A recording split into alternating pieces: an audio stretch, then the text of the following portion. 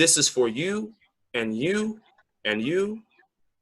This is for us. All right. Thank you guys for sitting with us and reading through that with me. How'd that make you feel? Let's just jump right in.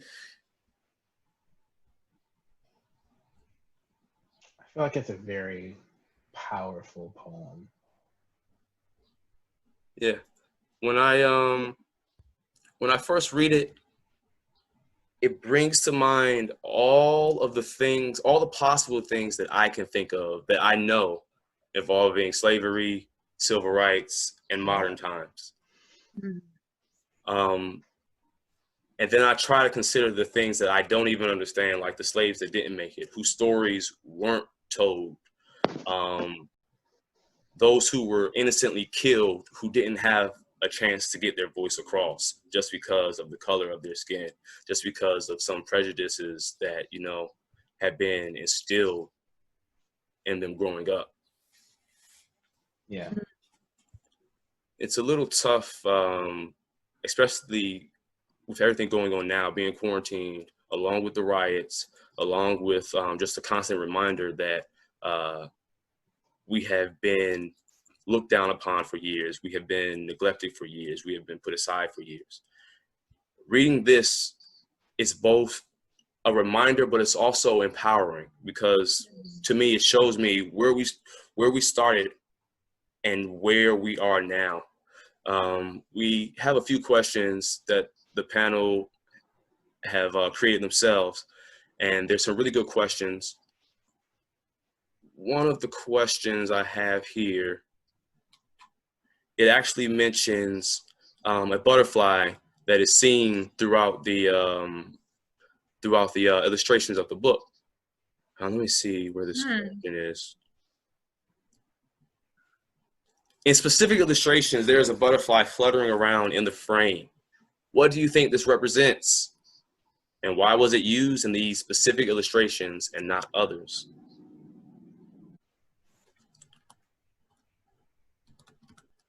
I believe there is a page, yeah. So the butterfly actually starts off, I believe, on the cover. There's a butterfly. And you don't really see him too much throughout, but you see him again, I believe, when they start mentioning the athletes. Now, the idea of a butterfly, you know, they start off as caterpillars, very low to the ground, very level, easily stepped on, easily disregarded. People kind of cower from them just because of how they look. But we know that it's a process that they go through where, you know, you have to cocoon yourself. You have to grow. You have to kind of shelter yourself, or you have to do something against nature or against what people are expecting of you to grow and develop. What happens is this caterpillar puts itself away and then emerges as a beautiful butterfly.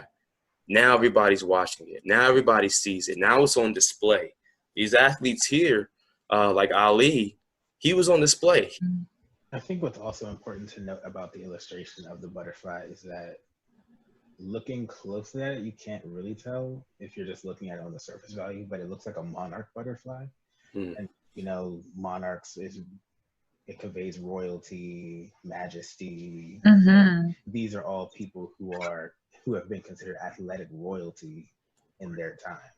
So I feel like that's a really poignant illustration to use when discussing all of these individuals, and just maybe Black people as, you know, being descendants of kings and queens.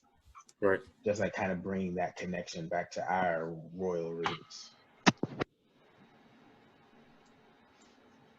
Yeah, I like that connection with the monarch butterfly.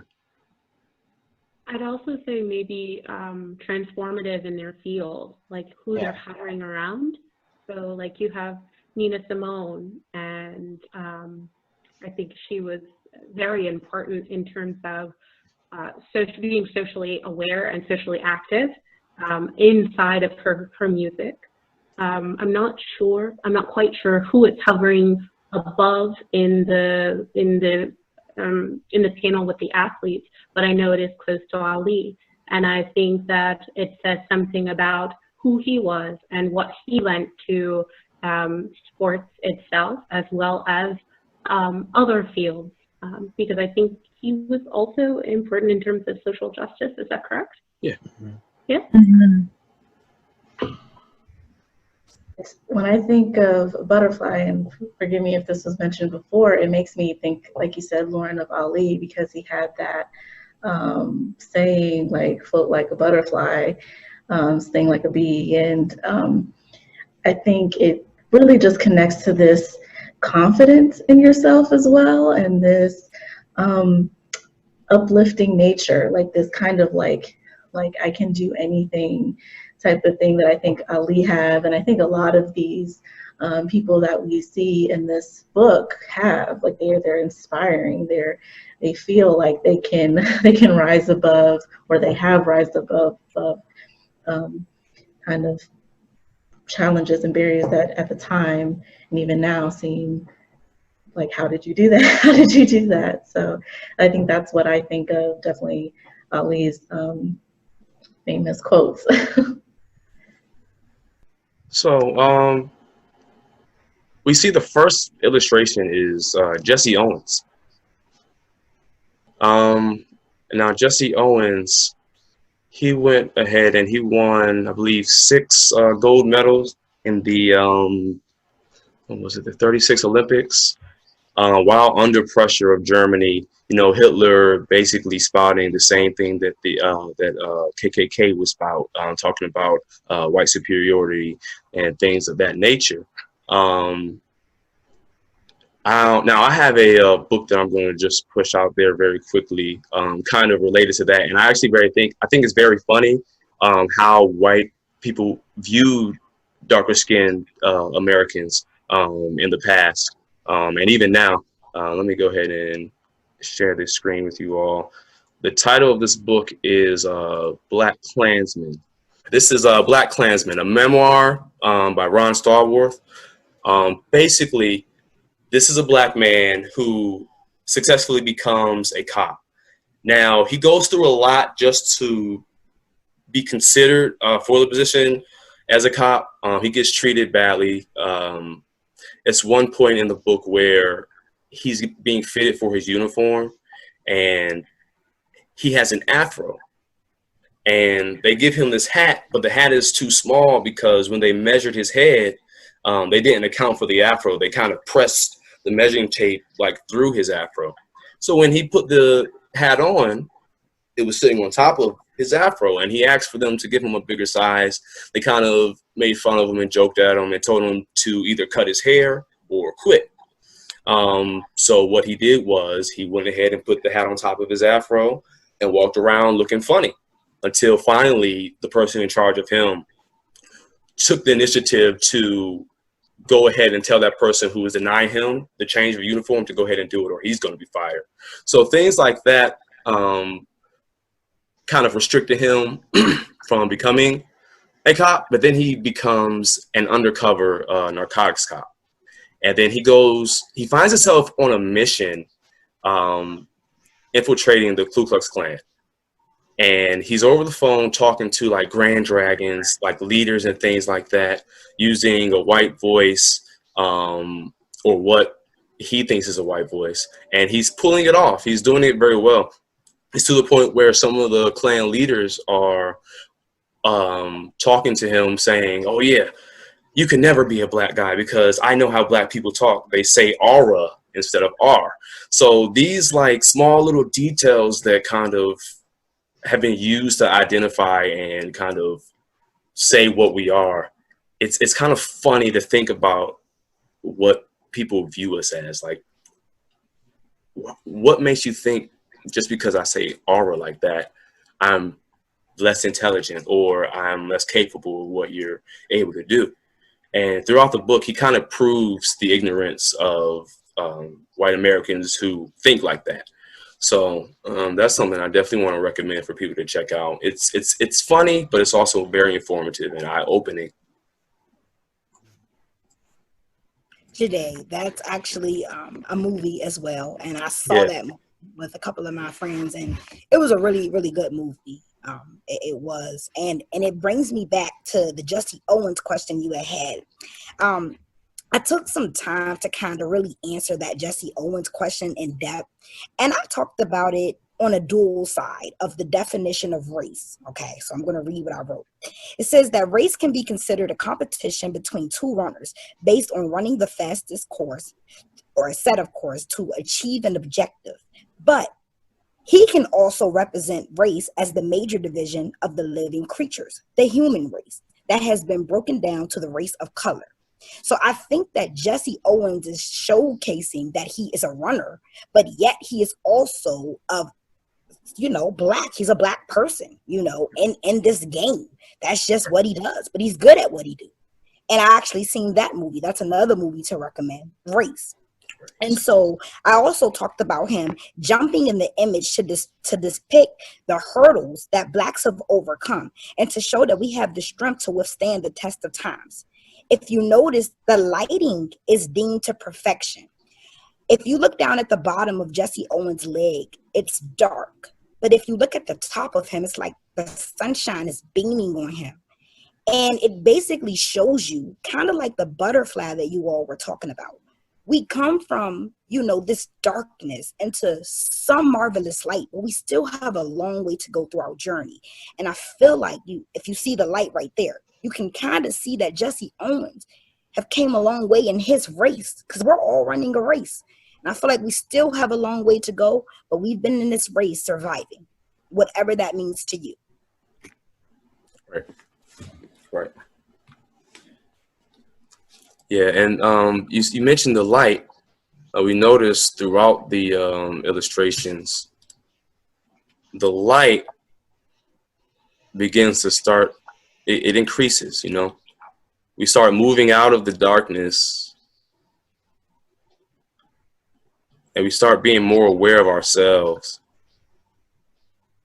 And the world starts seeing who we are.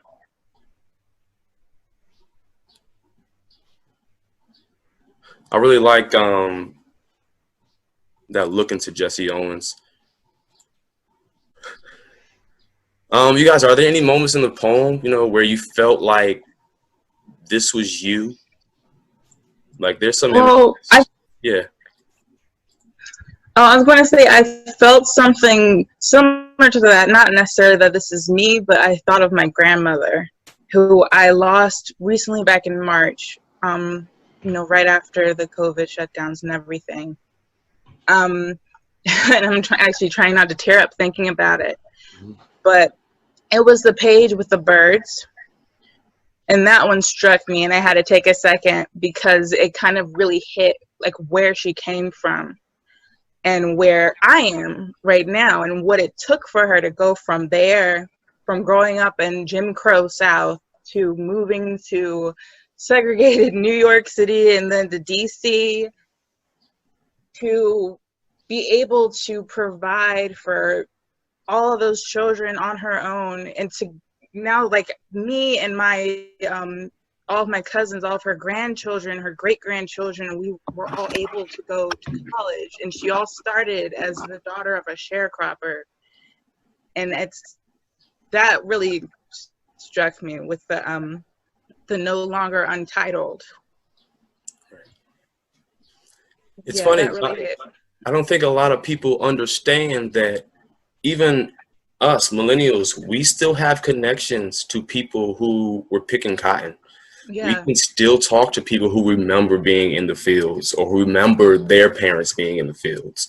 So like, we're not too far off from this fight of freedom, this getting away, being the underdogs and being uncertain. Right. Yeah. And it's, in a way, in the grand scheme of things, it was just yesterday, because I remember months ago, we're just hearing stories of, like you said, growing up, and they would pick cotton and grow peanuts, and also how they would go cold during the winter because they didn't, even though they worked that hard in those fields, they never owned them. It was just modern slavery. And that was my grandmother, who I lived with. So it was just yesterday when all this was the reality. Right. And we've definitely come a ways, but we still have a long ways to go. And I think these past weeks have definitely showed us that. Yeah. I think one of the things that come with time, I always say it's one of two things that come with time. Yes, you have some healing, but with time also comes evolution. And so it's like all of the oppression, all of the struggles, and all of the things that have kind of been negatively affected the Black community has just gone through a series of evolutions over time. So that's why it looks different from the 60s, or that's why it looks different from the 1700s. I mean, it's just like we're almost like in a new era of oppression and brutality and prejudicial feelings and thoughts and experiences. It's just absolutely, yeah. Evil never goes away; it just evolves. Yeah, it just changes. Yeah, it changes forms, and I think evolving is a good word too, Daniel, because it's not like it really changes forms. It evolves in a way, so it kind of becomes harder to some individuals to detect, especially those that benefit from the systematic oppression of others. I think the evolution, that term in particular, speaks to how it gets better at what it does in some ways. You know.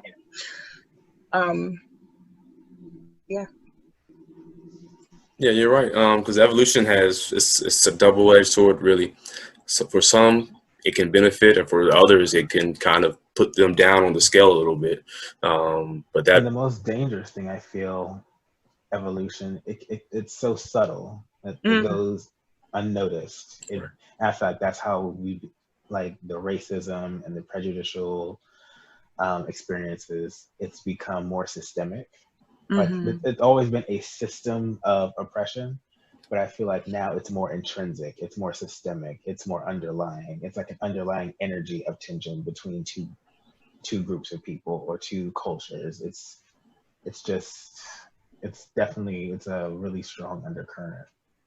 And it's like, if you're not paying attention, if you're not looking for it, if you're not conscientious of the experiences, how you're interacting with each other, it's like it will go unnoticed.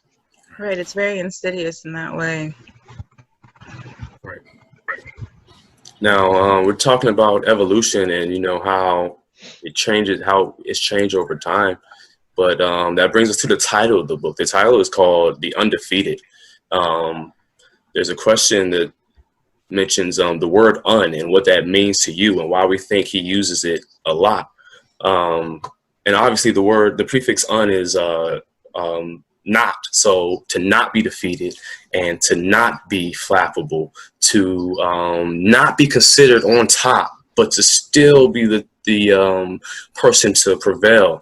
I think it's very important to kind of be able to read some of these words and replace the word un with we will not or I will not. Yeah. I think that kind of goes back to what we were saying about the butterfly and evolution. It's like, yes, caterpillars have to go through a tremendous amount of struggle, and it takes time to emerge as that beautiful, fluttering butterfly. And it's just like, comparing that to like the Black struggle, it's been all these struggles that we've had to go through, all this time we've had to endure, and on the other side, we are going to come out beautiful, and we're going to come out fluttering, happy, and monarch-like. Like for me, that prefix un, I know you said of course it is not, but when I was reading it, I kind of thought of the term like undoing, but like not so much that we were ever really defeated. I feel like it's more as an active combating defeat and undoing these things or fighting against these things that are, it's not so much, for me at least when I was reading, I didn't see it as like we're just passively not defeated. It's that because we've always been fighting for success, and That's how I interpret it too. And I saw when I was reading that prefix, it seemed like an active term of actively fighting against these things. To kind of just add to what you've touched on, Francesca, I thought about this one and I said that words that begin with the prefix "un" sometimes have like a negative connotation, as it means it's deprived of or opposite of. But I think here Kwame Alexander emphasizes the positives of opposites. And I really enjoyed how the book looks at two sides of the historical coin. So again, opposites. He looks at our accomplishments as well as our trials. And I think through it all, we continue to push forward and we celebrate through our achievements, but we're never stopping. We're always pushing through our grief and never stopping. So I really appreciated that he took that word that we typically associate as being very negative and turned it into a positive. And also to add, you know, when I think of just what Kwame Alexander did in the book, it just tells me that our spirit cannot be broken. No chain, no bondage. I mean, when you really think of this nation, you know, of the country, we built this. We built this. Our ancestors built this, you know, on their backs, their blood, their sweat, their tears, their hands. You know, you can name anything, and we gave it. You know what I'm saying? So when you think on that level, we truly are undefeated. It's nothing that can stop us. It's no one that can stop us. We know what we're capable of. And we know that if we continue, it's going to be greater things ahead, just like the light that he shows us. Right. That brings me to one of these next questions here. We're talking about, we've had some questions about some of the phrases. What phrases might stand out to you in this book here? One of the phrases that I really enjoyed, and it made me think about a very powerful poet, and this is the line where it says, "This is for the ones who survived America by any means necessary." When I first read that, I know a lot of people thought Malcolm X, and it's not wrong at all. But what came to my mind was Amiri Baraka's "Who Will Survive America?" Because surviving America, for us, it took a lot. We became free members of America. We still had a lot we had to fight for. When it came down to education, we had a lot that was denied to us, and we had to try to survive off of whatever resources, whatever scraps we were given. So surviving America has been something that, you know, being born into America, I'm now trying to survive a little harder than the average white American or even the average Asian American, because when I viewed, my history is seen, and what people assume I am is seen, but they don't look past, you know, the stereotypes that they're comfortable with. So what Amiri says, one of the lines that he says, let me pull it up. I believe this is at the very end, actually. But the black man will survive America. His survival will mean the death of America. Survive, black man. Survive, black man. Survive, black man. What haven't we given America? You were right. We've put our sweat, our tears, our blood. America has grown off of the backs of slaves, off of the backs of poor blacks, off of the backs of black inventors, black entertainers.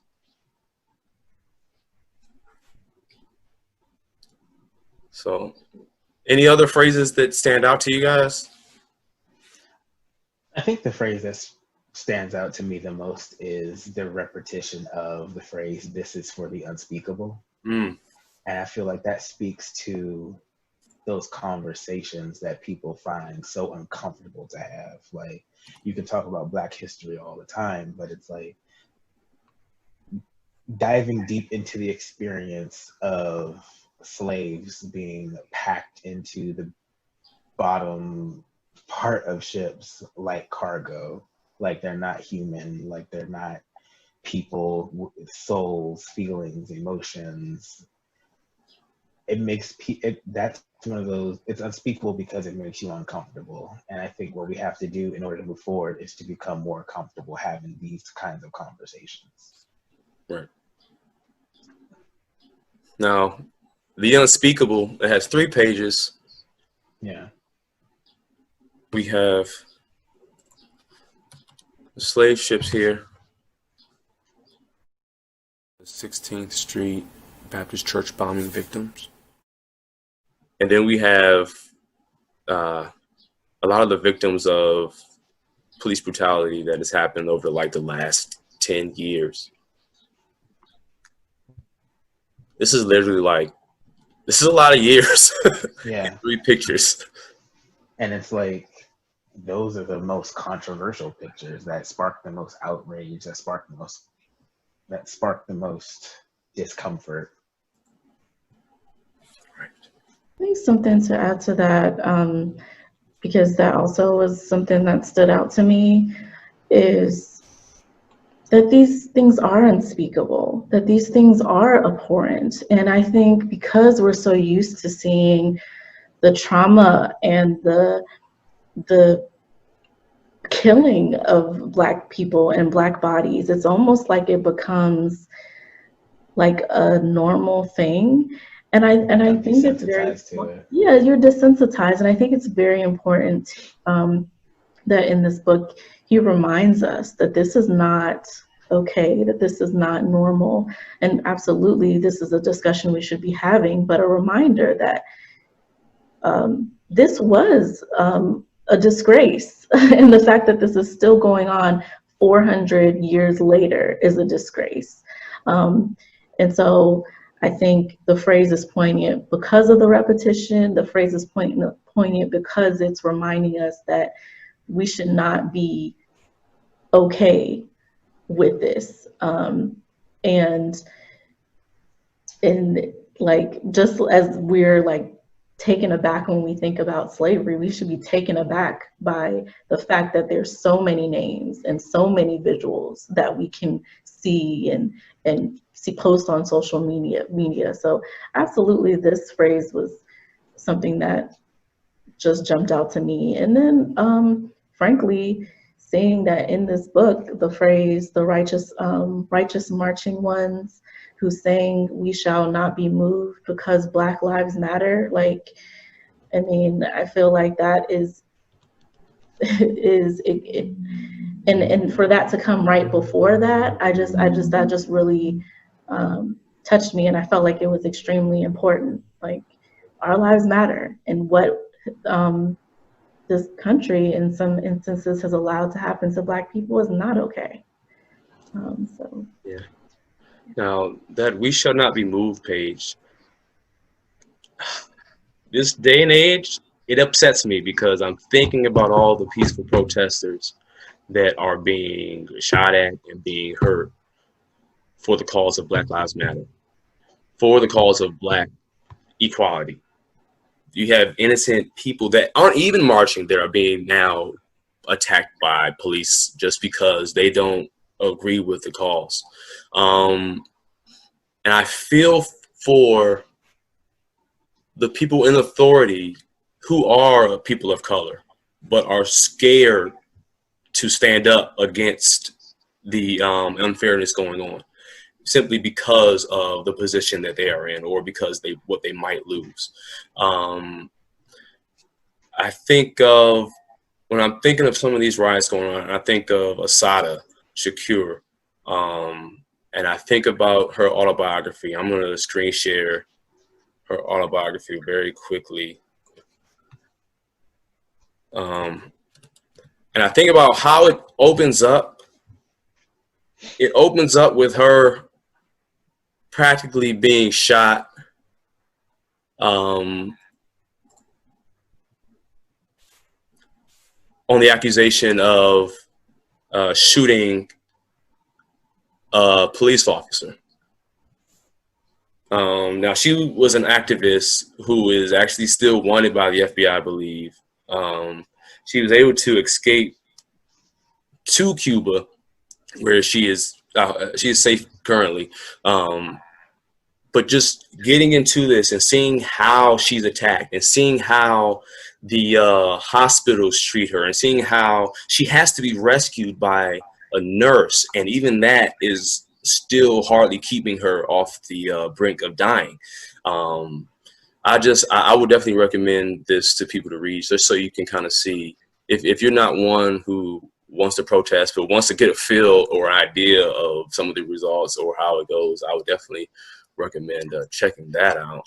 And then I also think of the book All American Boys by Jason Reynolds. Let me screen share that with you guys too. This is about, this book here is about a kid, Rashad, 16-year-old black boy who goes into the store to get a bag of chips. Now, it's a situation, it's a fictional book, but it's a situation that we've all, by now, should be aware of, that it happens. We've seen it in the news. Well, an officer accuses him of stealing the bag of chips, so he takes the authority and he beats him up very badly. What happens is the officer's videotaped, he's recorded, and there's also a witness, which is a young white boy who is in the same class as Rashad, I believe, and is also related to the cop. So now he's pressed for the situation where he has to acknowledge what actually happened, and he has to stand up and say, okay, this is wrong. What I enjoy about the book is it challenges people. It challenges Black Americans and white Americans, because Rashad was afraid to speak up at one point because he didn't know the repercussions. He wasn't sure that he would live afterwards. He wasn't sure that he would have friends afterwards. And he wanted to keep enjoying his life as a 16-year-old kid. So I would definitely recommend checking that book out just to get an insight. You know, if the media isn't enough, you can see through literature how police brutality is and how it's a challenge for really both sides of the spectrum.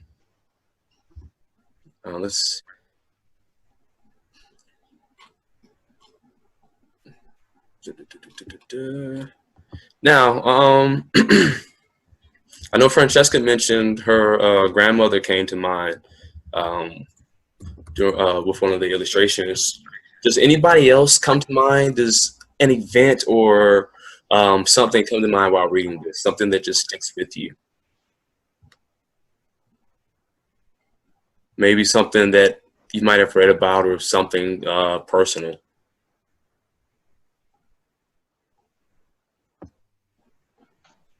For me personally, it brings to my mind the story that my grandfather always told me.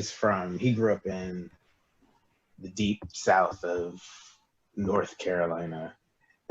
he was one of 8. They were a sharecropper family, and he was dealing with all of the Jim Crow laws and all the segregation stuff. One thing that really stands out to me is like when he tells these stories, he uses this phrase, "It's just the way it was."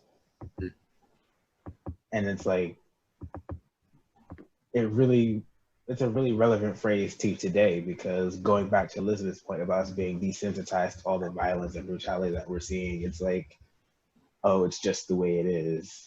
We didn't really have a problem with it because at the time, it's just the way it was.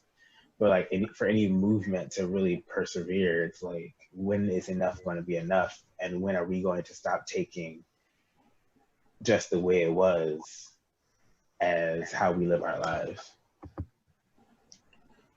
Right. Yeah, looking at all of these images, one, it makes me think about music a lot. And it makes me think about how, like, popular culture, I mean, I know we've basically said this before, but it would be nothing without Black people in this country. Like, it would be nothing. Like, even just in the ways that you don't even really think about. One of the things that I think about is like in commercials a lot, you'll hear different songs, and usually they use like some type of Motown or old school song, and it's usually always a Black voice that you're hearing. In movies, in television shows, it's Black people's music. And I think that's just what, I don't know why, I think maybe the images, it makes me think of media, and it just makes me think like the foundation of all of this is what Black people created in this country. And I know that was, Kenesha basically said that before, but it just, looking at this, it's like, man, like this American history is Black history. Black history is American history. Like those two things are not separate. Right. And I feel like this book is just a really great introduction for anyone into that, just seeing like, this is our history, everyone's history. So that's like what comes to me immediately. And yeah, definitely, like, just like, this is like, this country is nothing without Black people, just straight up. The page with the smiling children, this is for the, I think, Undefeated. I think that was a page. So that brought to mind, I feel like, I think millennials first and then the next generations, and I just want to speak about like generational trauma and the psychological toll that it takes on all of us, or has taken on all of us. And I believe I read something about how like right now there's more Black people than there ever was seeking psychological help and learning more about themselves and healing from a lot of the, again, the generational trauma and the emotional trauma of like having this as a part of our history that is very traumatic. Sorry, I got distracted there for a moment. But yes, to see all the smiling faces of the children, and it reminded me of the other work that we are currently doing within ourselves to heal emotionally and psychologically from this, so then we can have children who can live peacefully and be happy and smiling. That's what that brought to mind for me. To piggyback real quick off of that, it makes me think of maybe not this time around, but definitely before, because, you know, unfortunately we've seen these protests and types of things happen, not on this scale, but I've seen a lot of like Black girl magic, Black boy joy, and I feel like that's kind of what that reminds me of, that like people are always trying to remind people of the joy and happiness. So that's like, you saying that, it made me think of like, oh yeah, like love seeing videos where people will post Black boy joy and it's like a bunch of kids. I love it. Like,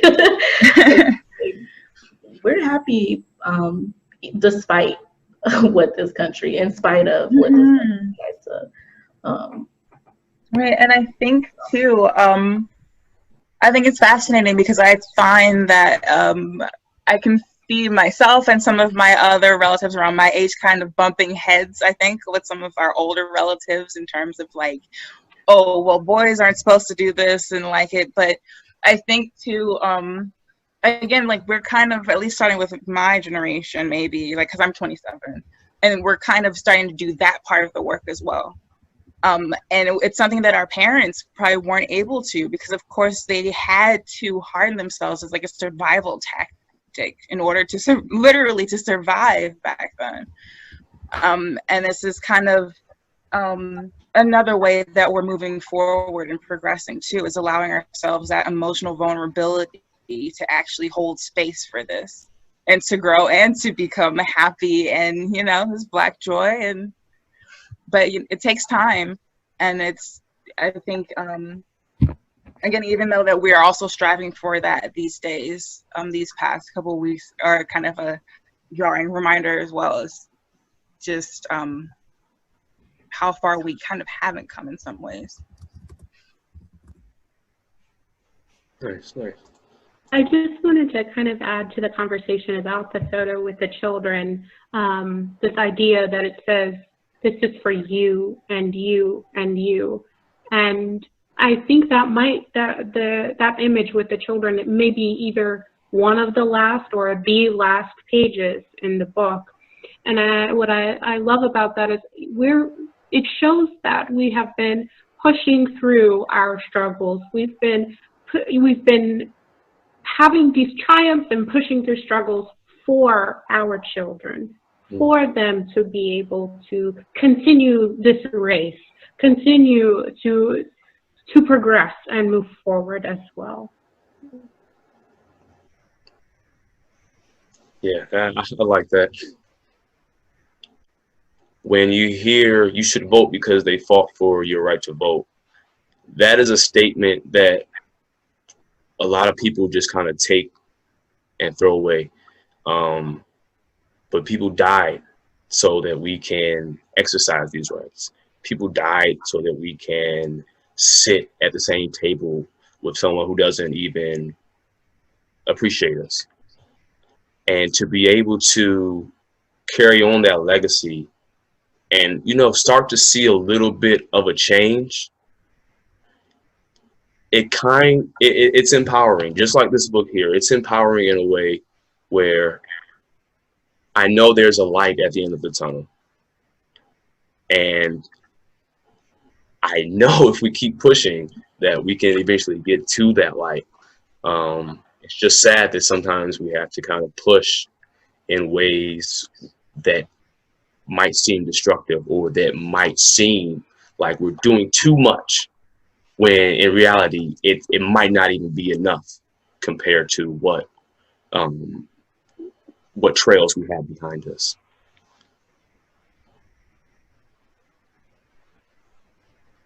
Let's see. Did anybody have any other titles or movies or anything they wanted to recommend?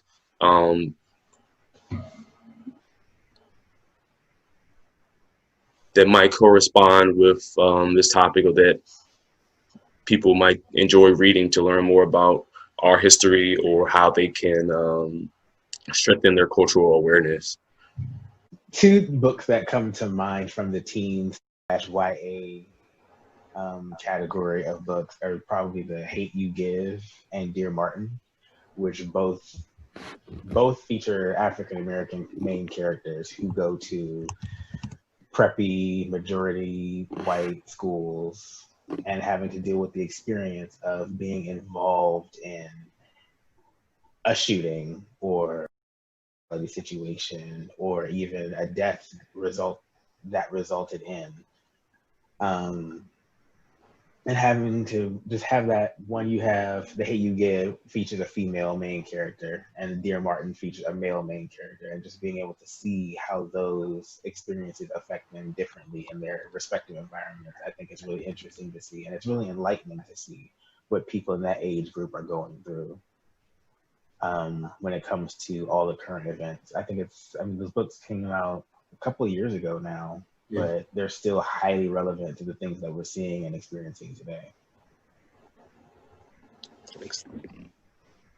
There is a documentary that me and my college colleagues, we would gather, have wine, and we would watch a documentary called Hidden Colors. It's like a 4-part series, and it's directed by Tariq Nasheed. And just because you talked about history, Hidden Colors give you a whole brand new perspective of some of the things that you probably haven't even mentioned to each other. That's heavy watching right there. But because conversations are starting to evolve and emerge out of that darkness into the light, I think that this is just so befitting. You have to watch this documentary. And then when you get a chance, you can start branching out to really, really learn our education. Not the education that's taught in the schools that they want you to know. Really go out there and learn your education, because there's so many things that we don't know as a culture, as a people, that they don't want us to know.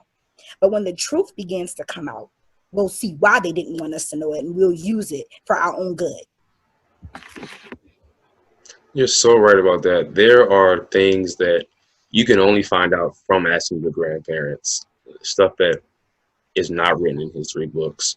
Someone was telling me about how their parents used to, when they would ride on the trains, they would ride on something called the Chicken Bone Express, where all the bones would be sent to the back where the black people were sitting, and they would use those bones to make like different recipes, different gumbo recipes and things like that. So they kind of transformed those bones to benefit them. But that's not something that I don't think you would really find in history books. I would suggest anything written by Walter D. Myers when it comes to YA and kind of contextualizing Black history, maybe for a slightly younger audience. But I read some as an adult, and I still feel like they're extremely poignant. And there's a book called Hush by Jacqueline Woodson that it's a little older, like I think came out in the 90s. I might be wrong about that, but it talks about a family having to go into witness protection after the father, who was a police officer, has to talk about some wrongdoings of his colleagues. And I thought that just was especially for it being an older time period, I thought that was a really good book, and a good example of how things are still kind of the same, but also just, again, contextualizes the history of Black people, maybe for maybe a younger YA audience. I have a question that I would like to throw out there. Yeah. So we talked about evolution and how things just so subtly evolve. And one of the biggest topics that I see across my timeline today is the NFL and even basketball, how they basically have turned that into modern day slavery. It's like, oh, look at the Black person who can jump so high. We're going to pay them this amount. And then when they decide to kneel for such an injustice as calling Kaepernick dead, it's a problem. Yeah. And you have these people or, the NFL commissioner coming out to speak, but not once does he call out Colin's name and say, we apologize. If Black lives really matter, why don't you really let this language fall on deaf ears and allow them to hear what really needs to be heard? So how do you guys feel about the NFL and basketball? I know that we have these wonderful athletes on this page, but they have taken something so beautiful from our ancestors' day and turned it into something that is just almost considered, like they say, a modern day slavery. So how do you guys feel about that? It is. It's a commodification of Black bodies, honestly. Because you go and you literally work your body until it's practically deteriorating, and just the injuries that can cause within the brain, for example, even to just the body itself, all to make money for just the owners of these teams, and then also to the way they encourage young Black men, Black youths to go and you want to do this. And then, like you said, in the moment that they just speak up or try to speak up for just very basic, bare minimum rights and take a knee, that's a problem. And it's how dare this, because it's at that point, it's just kind of shows me that these people aren't really people to them. They're means to making this money. They're something to even sell, I would even say. Right. They're items. Yes. When they used to put pit two enslaved Black people fighting each other, just which one could win. And the funny thing about it is they go so far to even use language like, I'm going to trade this one for that one. It's like, what does slave trade? Yeah. And they announce it almost like they're on an auction block. Yeah. I mean, the setup is very, it's very not thoughtful about that stuff, like trade. Like if you really think owners, about it, and it's and then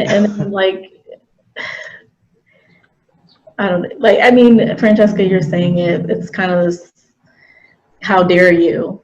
Because I hear a lot of times, you're making all this money, why are you complaining? There's always, and then sometimes you don't even hear those same criticisms for other players. I mean, I think some controversies in the news. Mm-hmm. You get that with a lot of celebrities too. Yeah, you get They could put in these positions, and then they can either say something crazy out of their mouths, or they can say something empowering out of their mouths. Like that comment that Kanye made, where you chose to be a slave. Like I understood if he was speaking mentally in some aspects, but at other times it's like, no, you can't say that people in the past chose to be enslaved. So we have these idols that they're kind of pushed in our face, that we're kind of forced to look at. And unless you have the drive to do some deeper research, you're going to be focusing on those idols who are saying, don't listen to your history, or what your grandparents are telling you is wrong. People have treated us this way, as opposed to what they've actually done. So I think we got to be careful with that. That reminds me of Malcolm X. So I was watching something on YouTube, or it was like Twitter, and basically they just put like just a little clip of him saying, stop idolizing these celebrities. They're mere puppets. They do whatever for the money. They shuck and jive. And if you follow behind suit, you'll be doing the same thing. It's time for you to stand up for something. And I've seen a lot of celebrities get bashed over the last couple of weeks, and some of them feel like, if they say something, it's the wrong thing. If they don't say anything, it's the wrong thing. But a lot of the things that they're saying, I mean, like Francesca said, how dare you? Like, really? Is money and fame that important to you? Are you really going to sell out? It's beyond measure, So definitely. And I think it even gets escalated to a point where it's like they're not really considering what they're saying. They'll go so far as to say something controversial just because it will keep their names in the media. And I think that's the most egregious part of it, because that's when it's like completely soulless, and it's like you're really only doing it for the notoriety, for the money, and how high of a pedestal it puts you on. Yeah, it cut out for a second, so I'm not 100% sure exactly where we're at, but I feel like you guys are already touching on this, but like just entertainment industry, I feel like to expand on athletics as well, and how there's this thing of like enjoying the media and the music and taking inspiration from Black media and Black music and using that in everything. We are everywhere, and then it's like that's all that we're kind of good for in some ways, some people, and it's like, what was it, that saying of like, you always want to be Black but you don't want to be Black. But like, even with trends. And it's like the moment that when it comes to our issues, and the moment that we speak up as human, as people, then it's not, like you guys said, it's kind of, you're supposed to be making music, or you're supposed to be doing this, or it's kind of like a modern, I don't know, Kanisha, I came in when you said shucking and jiving. I don't know exactly the context of you using that term, but like it just kind of like, it's literally, we dance and sing, and we're amazing at it. We're phenomenal at it. And if we weren't, we wouldn't be influencing every single genre of music known to man. You think about the N-word. I didn't really want to go here, but how it's tossed around in music, and how I could be walking down the street now and I'm hearing somebody shout the N-word. I'm looking back. It's like kids of all shades, all colors, literally just boasting it, proud to say it without knowing, like, even if they do know the history of it, just disregarding it.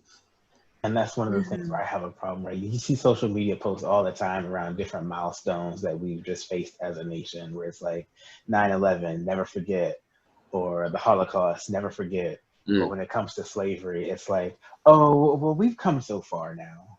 400 years ago. We're living in a post-racist society. And it's like, where's the never forget? We need to keep that same energy for everything we've been through as a nation.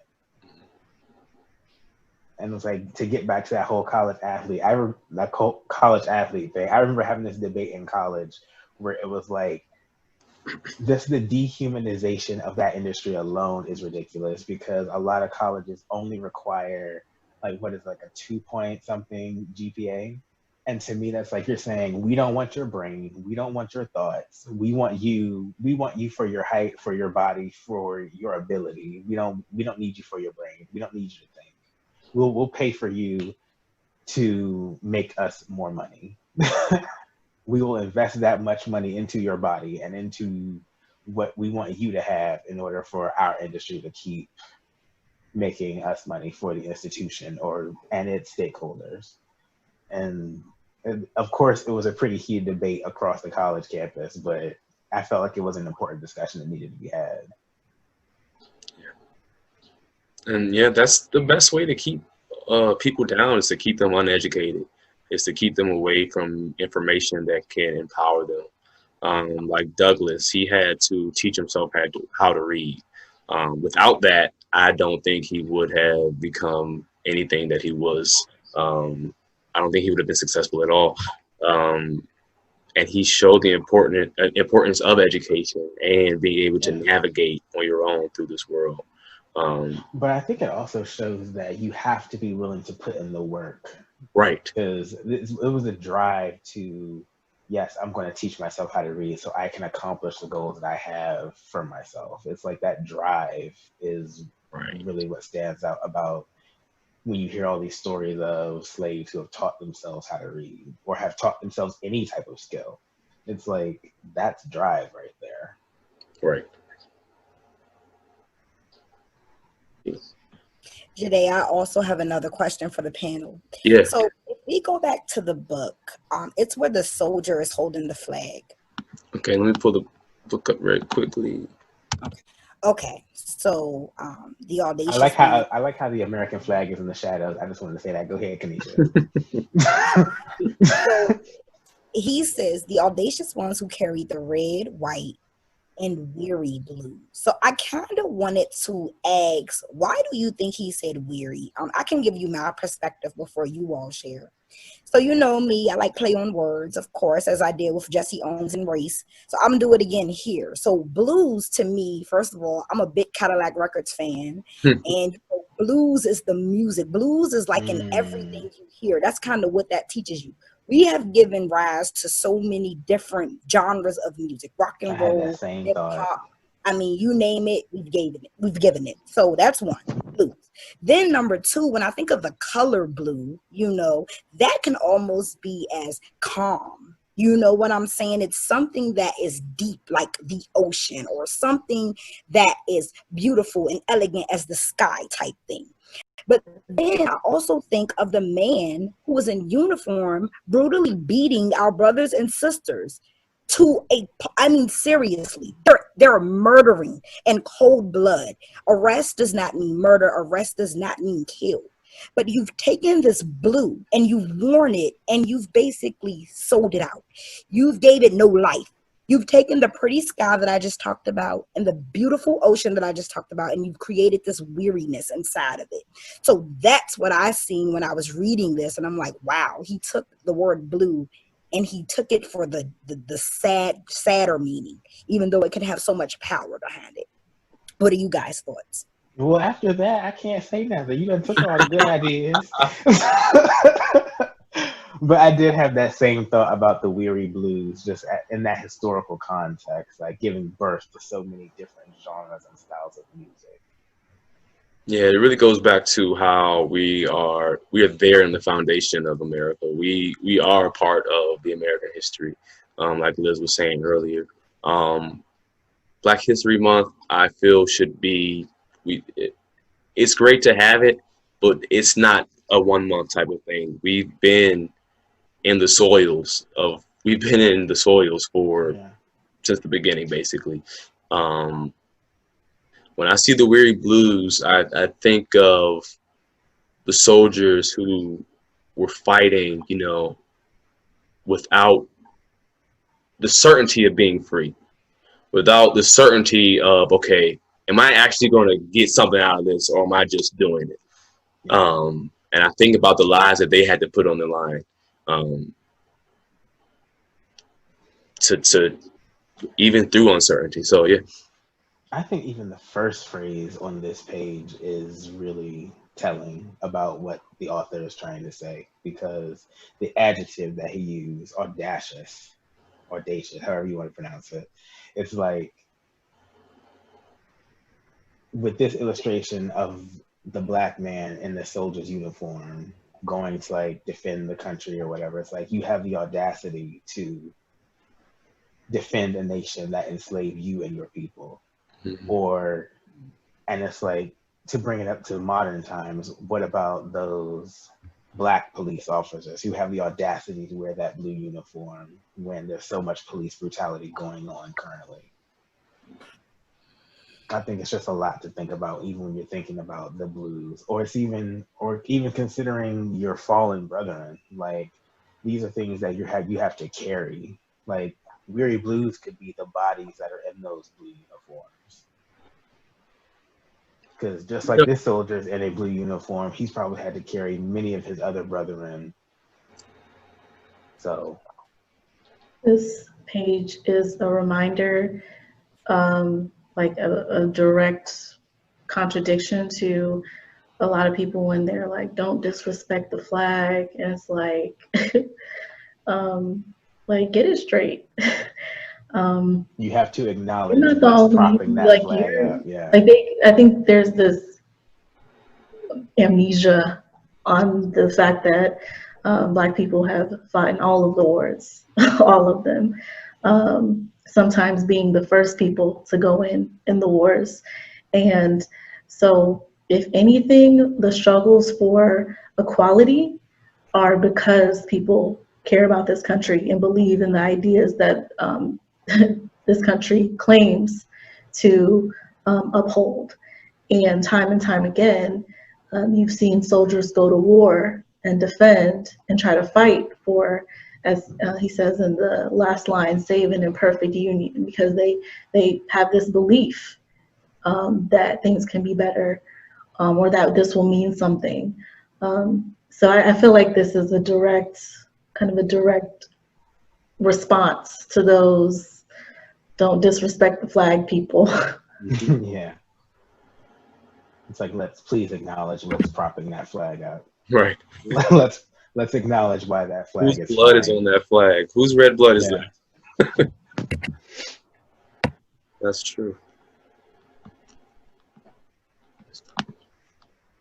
One thing that my grandfather always would say is, and I don't know how appropriate or inappropriate this is to say, or politically correct, but it's like, he always says, tragedy strikes when Black men fight in wars that white men started. And it's like we're that senseless violence, like, and for what? Like, what was the end result of it? Right.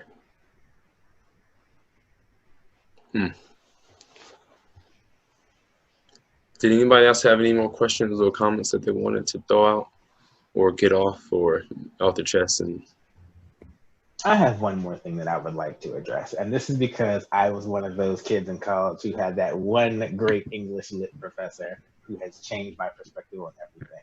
If we could go back to the book for a second. Yeah. I think, like, because I look at, when I read books, especially illustrated ones, I go into the pictures, I go into what's seen, but then I also kind of look at what's not being necessarily paid attention to. And I feel like the illustrator's use of white space is very telling about what he wants you to focus in on.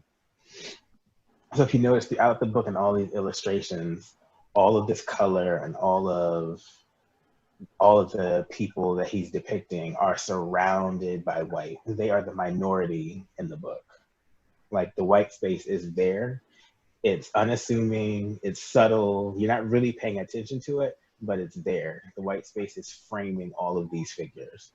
And I feel like that's really telling for, like, the Black experience in general, because we are the minority that's being framed in this subtle thing. Even when you come to this picture right here, they are still surrounded by white space.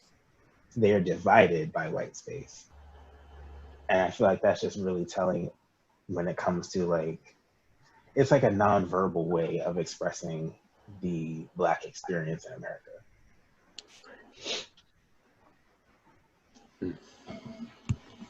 Yeah, that was my little bit. That's good eyes. Like, that's some real good in-depth concentration on the images. Yeah. After taking that class, I will never look at a movie, read a book, read a poem the same way ever again. I will always be like, yeah, there's a little more there. Right. I don't know if it was intentional, but that's what when I was reading it, that's what I noticed. Because it also forces you to focus in on the figures as well. Yeah. I think one of my favorite images were the, obviously I have it as my background, the images with all of the musicians, simply because I'm a musician, and like you got Satchmo, you got Miles Davis, yeah, you got oh man, everybody's names are slipping my mind right now. But you have some Ella Fitzgerald, you have some strong influencers right here. I could be wrong, but is that Billie Holiday? Move your head, Jimmy. Yeah. Okay. Yeah. Right.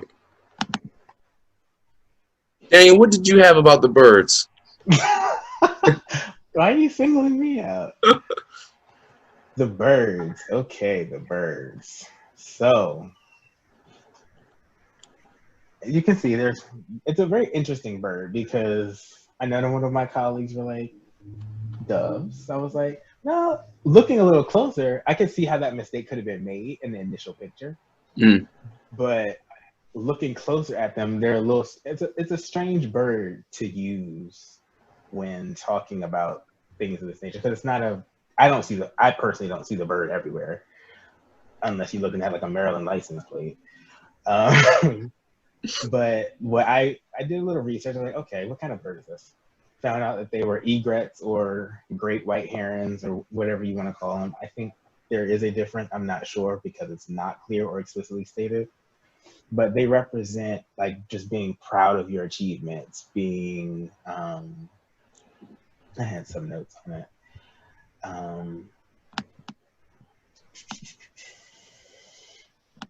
I had a whole thing written out. Edit.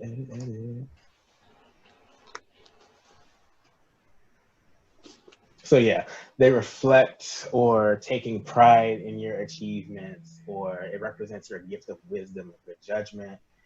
The heron symbolizes stillness and tranquility, and how those two things are needed to recognize opportunities.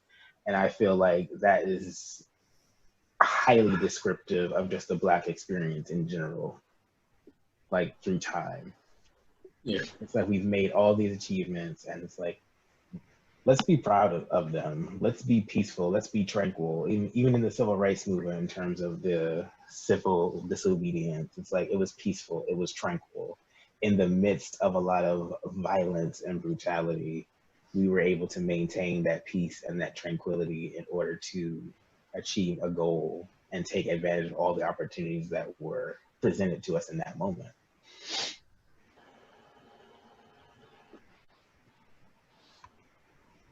Yeah, we really have taken up our own opportunities, and at some points had to make our own opportunities for ourselves. If you notice, I don't think the birds show. I could be wrong, but I don't think the birds really show up until the prominent figures in history are depicted, and I feel like that's evident of those accomplishments that we are to be proud of. Yeah, right around. Yeah. Right there. And this is where the book kind of also gets a little lighter too. It starts to sway away from the darker images of the past into our new opportunities and accomplishments, right? Wow, it's really a lot that comes with these illustrations. Mm-hmm. Definitely. You could tell a lot of thought and planning went into it. Like he was really, you really feel the poem through the illustrations. It's like it's a very short book, but there's a lot to unpack. Yeah. And the thing I really enjoy about the book is at the end of it, I didn't have this on our poor man's edition, but at the end of it, they have who the historical figures are on each page, Mm. a little bit of their background and why they are on the page that they're on. So that's a good way to really kind of learn more about the people that we're seeing. Yeah. Yeah. All right, you guys. That's going to end our reader's advisory there. I really, really thank you guys for coming out and having this discussion with me. Hopefully we have opened the doors for a lot of people to learn new things about our culture and about our history and about our future. Because we know that we're going to keep going forward from here on out into better heights and to better growths. Is there anything Thank you for having this idea. Oh yeah, no problem, man. Like, I'm glad I chose you guys because I knew that you guys will have like very strong opinions and very positive outlooks and very encouraging words for people out there. So I'm glad you guys were able to come out and help us out. Yeah, thanks for having us. Yeah, thank you guys. I'm gonna go ahead and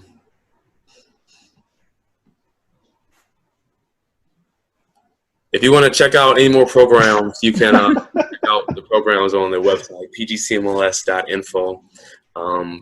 We also have our programs offered on our Crowdcast that you can also find through our website. Everybody take care. Bye. All right, how do I end the recording?